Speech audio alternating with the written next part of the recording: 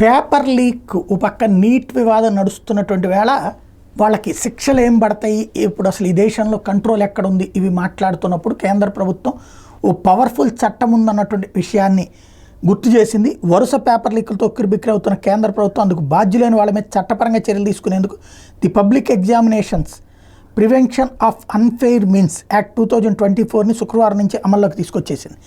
ఈ చట్టంలో నియమ నిబంధనలు 2024 జూన్ 21 నుంచి అమల్లోకి వచ్చినట్టు చెబుతూ శుక్రవారం గెజిట్ నోటిఫికేషన్ విడుదల చేసింది. కేంద్ర ప్రభుత్వం 2024 ఫిబ్రవరి 5న ఈ బిల్లును లోక్సభలో ప్రవేశపెట్టింది.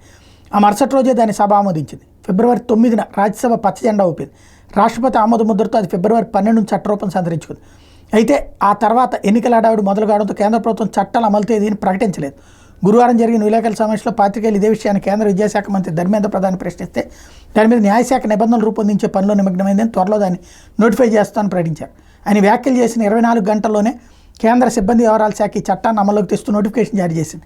దీని ప్రకారం ఎవరైనా చట్టవిరుద్ధంగా పరీక్ష పేపర్లను అందుకున్నా, ప్రశ్నలు జవాబులను లీక్ చేసినా, పరీక్ష రాసేవారికి అనుచితంగా సాయం చేసినా, కంప్యూటర్ నెట్వర్క్ని ట్యాంపరింగ్ చేసినా, ప్రతిభావంతుల ర్యాంకుల జాబితాని ట్యాంపర్ చేసినా, నకిలీ పరీక్షలు నిర్వహించినా, నకిలీ ప్రవేశ పరీక్ష కార్డులు జారీ చేసినా నేరంగా పరిగణిస్తారు. ఇందుకు కారకులైన వాళ్ళకి 5 నుంచి 10 ఏళ్ల వరకు జైలు శిక్ష, ₹1,00,00,000 వరకు జరిమానా విధించడానికి వీలుంది. ఇందులో భాగస్వాములైన వ్యక్తులు వ్యవస్థీకృత నేరానికి పాల్పడినట్టు రుజువైతే వాళ్ళ ఆస్తులు జప్తు చేస్తారు. పరీక్ష నిర్వహణకు అయిన ఖర్చును వాళ్ళ ద్వారా వసూలు చేస్తారు. డిఎస్పీ అసిస్టెంట్ కమిషనర్ స్థాయి అధికారులు ఈ కేసులను దర్యాప్తు చేస్తారు. ఇట్లాంటి కేసులు ఏ కేంద్ర దర్యాప్తు సంస్థలుగానే బదిలీ చేసే అధికారం కేంద్ర ప్రభుత్వానికి ఉంటుంది. ఇక నుంచి పేపర్ లీకేజీ కేసులను ఈ చట్టం కింద నమోదు చేసి దర్యాప్తు జరగబోతున్నారు.